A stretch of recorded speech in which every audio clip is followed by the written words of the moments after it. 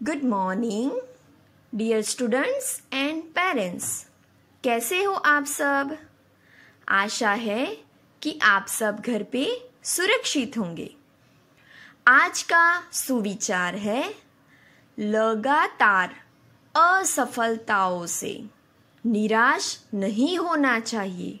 कभी कभी गुच्छे की आखिरी चाबी भी ताला खोल देती है।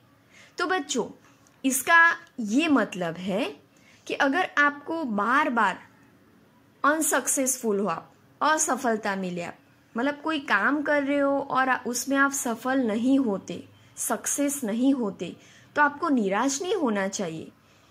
क्योंकि यहाँ पे लिखा है कि कभी कभी बहुत सारी चाबी होती है, वो आप ट्राई करते जाते हो, लेकिन जो आखिरी चाबी होती है आपके पास, वो भी ताला खोल देती है। इसका मतलब है कि अगर आपने 5 बार असफल हुए तो शायद 6ठी बार आप सफल हो भी सकते हो। मतलब आपको हमेशा प्रयत्न करते रहना चाहिए, ट्राई करते रहना चाहिए।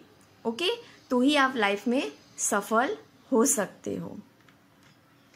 तो आज हम हिंदी ग्रामर में चैप्टर नंबर 3, जिसका नाम है वर्णमाला, वो हम सीखेंगे।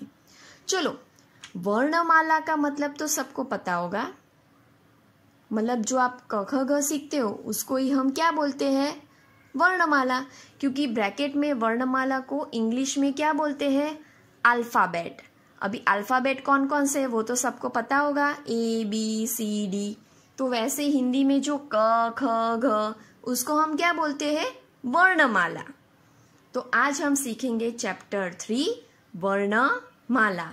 बच्चों, आज हम मुख से निकलने वाली ध्वनियों को जानेंगे। आप जब भी कुछ भी मुंह से बोलते हो तो कुछ आवाज निकलती है, कुछ भी आवाज, तो उसको ध्वनि बोलते हैं। ध्वनि मतलब आवाज। ओह, अरे, उसको क्या बोलते हैं? ध्वनि। ध्वनि मतलब आवाज, बराबर। वर्ण, वर्ण किसको बोलते हैं? लेटर। जब हम बोलते हैं तो हमारे मुंह से ध्वनि मतलब कि आवाज निकलती है।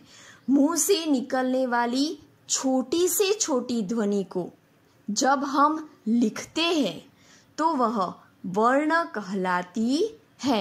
जैसे कि आपने बोला अ, म, ग, तो जो भी ध्वनि निकली, आवाज निकली, उसको अगर आप लिख दोगे, उसको आप राइट करोगे, लिखोगे, तो जो आपने वो लिखा उसको ही हम क्या बोलते हैं? वर्ण। वर्ण मतलब लेटर, बराबर। वर्ण के भेद, वर्ण के 2 भेद है। भेद मतलब प्रकार। वर्ण के कितने प्रकार है? 2। कौन कौन से? एक स्वर और दूसरा व्यंजन। स्वर, व्यंजन, सुना है ये शब्द? तो चलो, हिंदी में स्वर कितने हैं टोटल? 11। कौन कौन से? अ, आ, ई, उ, री, ए, ऐ। यहाँ तक आप टेक्स्ट बुक में सीख चुके हो, बराबर। अभी 2 स्वर सीखने बाकी है, ओ, औ। तो ऐसे मिला के कुल 11 स्वर होते हैं। अभी इसको 2 प्रकार से लिखते हैं। एक, अगर आपको स्वर लिखने हैं तो आप अ, आ, ई, उ लिखोगे, बराबर। पर अगर आपको इसकी मात्रा सीखनी है, जो हम सीख रहे हैं ना अभी टेक्स्ट बुक में, तो उसको मात्रा को मात्रा चिन्ह बोलते हैं। तो अ की तो कोई मात्रा होती नहीं है। आ की मात्रा पता है ना सबको? अभी छोटा ई, बड़ा ई, छोटा उ, बड़ा उ, री, ए, ऐ। यहाँ तक अभी हम सीखे हैं। अभी 2 मात्रा आपकी सीखनी बाकी है। कौन कौन सी? ओ, औ। ओके, तो ये सभी स्वर थे और उसके नीचे जो लिखा हुआ आपको दिख रहा है वो सभी उसकी मात्राएं हैं। ओके, तो अम, अह, अभी ये दोनों बाकी रह गए, अम, अह। ऐसे वर्ण हैं जो न स्वर में आते हैं और न ही व्यंजन में। इसका यूज हम करते हैं बोलने में, पर इसको स्वर या व्यंजन नहीं कहते हैं। अभी हिंदी में व्यंजन कितने हैं? हिंदी में व्यंजन टोटल 35 है। ओके, जैसे निम्नलिखित मतलब कि नीचे लिखे हुए आपको दिख रहे, क ख ग घ ड च छ, आता है ना, ये सबको व्यंजन बोलते हैं इसको। ओके, अभी नेक्स्ट क्ष त्र ज्ञ स्र, क्ष त्र ज्ञ स्र, इन्हें हम क्या बोलते हैं? संयुक्त व्यंजन। क्या बोलते हैं? संयुक्त व्यंजन। यह अभी हमारा सीखना बाकी है टेक्स्ट बुक में, पर अभी ग्रामर में है, तो आपको सिर्फ इतना याद रखना है कि क्ष त्र ज्ञ स्र, इन चारों को हम व्यंजन नहीं क्या बोलेंगे? संयुक्त व्यंजन। ओके, चलो वर्णमाला। अभी वर्ण के बारे में सबको पता चल गया, बराबर। क ख ग लेटर्स, उनको वर्ण कहते हैं। अभी वर्णमाला किसको कहते हैं? स्वरों तथा व्यंजनों के व्यवस्थित समूह को वर्णमाला कहते हैं। जैसे ABCD है, बराबर। अगर A अकेला है तो आप लेटर बोलते हो, B अकेला है तो लेटर, पर ABCD पूरा साथ में लिखा है तो आप उसको अल्फाबेट बोलते हो। वैसे ही क ख ग अगर अकेले होते हैं तो उसको वर्ण कहते हैं, पर क ख ग घ ड च छ ज झ ऐसा एक साथ अरेंज करके लिखा हो, व्यवस्थित लिखा हो, तो उसको हम बोलेंगे वर्णमाला। क्या बोलेंगे? वर्णमाला। चलो, अभी ये वर्णमाला है, उसका मूल व्यंजन आपको स्क्रीन पे दिख रहा है। क नीचे थोड़ी छोटी सी लाइन दिख रही है, ख नीचे लाइन दिख रही है, ग लाइन दिख रही है सबको स्क्रीन पे। ये उसका मूल रूप है। अगर आपको व्यंजन लिखने हैं वर्णमाला तो इसी प्रकार से आप लिख सकते हो, बराबर। तो आपने देखा कि सभी वर्णों के नीचे जो चिन्ह है उसको हम क्या बोलेंगे? हल चिन्ह। क्या बोलेंगे? हल चिन्ह। जो नीचे चिन्ह डैश जैसा दिख रहा है ना, उसको हम हल चिन्ह बोलते हैं। इसका अर्थ यह है कि इनमें स्वर अ नहीं है, मतलब बिना स्वर के अकेले व्यंजन है। अकेले व्यंजन मतलब उसका मूल रूप, बेस फॉर्म। जब हम इसके साथ अ मिला देंगे तब हम पूरा ख क त च ऐसा लिखेंगे, बराबर। तो जब इनको लिखना हो तो हम लिख सकते, पर अगर बोलना हो तो इनको बोल नहीं पाएंगे। बिना अ के आप बोल नहीं पाओगे, बराबर, उच्चारण नहीं कर पाओगे।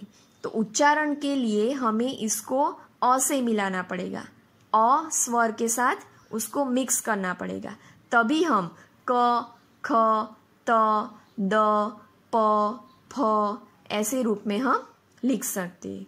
समझ में आया? चलो, अभी मुख्य बातें कौन सी है? पहली तो जो आप मुख से आवाज निकालते हो उस आवाज को क्या बोलते हैं हम? ध्वनि। क्या बोलते हैं? ध्वनि। अभी यही ध्वनि को अगर आप नोट में लिख दोगे तो लिख जाने पर जो ध्वनि है वो क्या हो जाएगी? वर्ण, लेटर हो जाएगी। जो आप बोलते हो म, तो म लिख दोगे तो वो वर्ण हो जाएगा, लेटर। वर्ण मतलब लेटर हो जाएगा, अक्षर हो जाएगा। वर्ण का अर्थ ही क्या होता है? अक्षर। वर्ण के कितने प्रकार है? किसको आता है? 2। कौन कौन से? स्वर, व्यंजन। स्वर कितने हैं? 11। व्यंजन कितने हैं? 35। ये सब बातें आपको सिर्फ याद रखनी है अभी, बराबर। चलो, अभी आप आपकी जो हिंदी ग्रामर की टेक्स्ट बुक है व्याकरण वृक्ष, उसमें देखिए चैप्टर नंबर 3 में पीछे अभ्यास दिया होगा। उसमें एक्सरसाइज नंबर 1 क, नीचे दी गई टोकरी में सारे वर्ण मिल गए हैं, मिक्स हो गए हैं, तो उन्हें छांटकर आपको अलग अलग टोकरी में रखने हैं। तो पहली बीच वाली टोकरी है वो वर्ण की टोकरी है, उसमें देखो मिक्स है, स्वर भी लिखे हैं, व्यंजन भी लिखे हैं।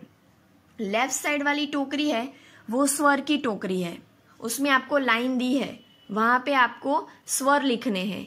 और उसके बाजू वाली राइट साइड वाली टोकरी है, वहाँ नीचे लिखा है व्यंजन, वहाँ पे आपको व्यंजन लिखने हैं।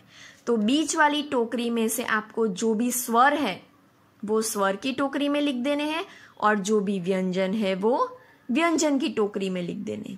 ये तो आएगा ना सबको।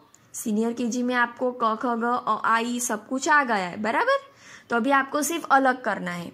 स्वर जो है वो लेफ्ट में लिख देने हैं स्वर वाली टोकरी में, और जो व्यंजन है वो राइट साइड वाली जो टोकरी है व्यंजन, टोकरी के नीचे लिखा भी है, वहां पे आपको अलग करके लिख देना है। ओके, चलो एक्सरसाइज नंबर 2 ग। स्वर, उनके मात्रा चिन्ह और व्यंजन पूरे कीजिए। चलो अभी स्वर सबको आते हैं, तो जो स्वर बाकी थे खाली जगह आपको दिए, वहां पे आपको वो सभी स्वर लिख देने, जैसे कि अ आ, बड़ी ई, छोटी ई आपको लिख के दे दी है। फिर छोटा ऊ लिखिए, बड़ा ऊ तो लिखा है। फिर उसके बाद क्या आएगा, री, ए लिखा हुआ है, ए, ओ लिखा हुआ है, ओ, ऐसे करके फिल कर देने स्वर। और स्वर के नीचे जो जो मात्रा है खाली जगह है वहाँ पे आपको फिल कर देनी है। मैंने देखिए ब्लू लाइन से किया है, बराबर। जो स्वर है उसकी मात्रा उसके नीचे आपको लिख देनी है। उसके बाजू में देखिए व्यंजन, क ख ग आता है सबको, तो यहाँ पे फिल इन द ब्लैंक्स दिए, क लिख के दिया है, ख खाली रखा है तो वहाँ पे आपको ख लिख देना है ख की जगह, ग लिखा हुआ है। फिर उसके बाद क्या आएगा, घ। ऐसा करके सभी व्यंजन आपको लिख देने हैं। नेक्स्ट एक्सरसाइज घ। क वर्ण को पहचानिए, क वर्ण वाले वर्गों में लाल रंग भरिए और मधुमक्खी को फूल तक पहुंचाइए। देखिए एक मधुमक्खी है और उसके सामने एक फ्लावर है, उसको वहां तक पहुंचना है। कैसे पहुंचना है, क वाली लाइन से गुजरते हुए उसको पहुंचना है। तो आपको क्या करना है, रेड कलर से, जो आपके पास कलर होगा रेड, तो क जहां जहां है क के ऊपर सर्कल करते करते करते मधुमक्खी को आपको फ्लावर तक पहुंचाना है। तो देखो मैंने किया है, आपको दिख रहा होगा स्क्रीन पे। जो रेड कलर वाले क है वो मधुमक्खी का रास्ता बनाया है कि यहाँ से होकर वो फ्लावर तक पहुंच जाएगी। ओके, ये एक एक्टिविटी है, बराबर। समझ में आ रहा है ना? हाँ, चलो नेक्स्ट। दिए गए शब्दों में क पर गोला लगाइए। ये सभी शब्द में जहां पे आपको कमल का क दिखे वहां पे आपको क्या कर देना है, सर्कल कर देना है, गोला बना देना है। तो देखो मैंने किया है, आप स्क्रीन पे देख सकते हो। जहां जहां आपको क से कमल दिखा वहां पे आपको क्या कर देना है, सर्कल। ओके, तो इस चैप्टर में आपको मेन चीजें कौन कौन सी थी, स्वर सबको आने ही चाहिए, अ आ ई वो वाले, उसकी मात्राएं कौन सी है, उसको कैसे लिखते हैं, वो सब आपको सीखना है। और दूसरा है व्यंजन, क ख ग। बस ये 2 चीजें आपको इम्पोर्टेंट है इस चैप्टर में, और ये एग्जाम में भी आने वाला है, क ख ग और अ आ ई, मतलब कि स्वर और व्यंजन। तो ये आपको लिख के रेडी करना है। ओके, समझ में आया? और अभी ये सभी एक्सरसाइज थी ना जो अभी हमने की, 1 2 3 4 4 एक्सरसाइज, ये चारों की चारों आपको आपकी हिंदी ग्रामर की जो टेक्स्ट बुक है व्याकरण वृक्ष, उसके अंदर ही लिखनी है, नोटबुक में लिखनी नहीं है। ओके, इसके आंसर आपको डायरेक्ट टेक्स्ट बुक में ही लिख देने हैं। और अगर प्रैक्टिस करनी है तो आप नोटबुक में स्वर और व्यंजन की प्रैक्टिस करना, स्वर जो भी है अ आ ई वो सब, और व्यंजन क ख ग। ओके बच्चों, thank you, have a nice day.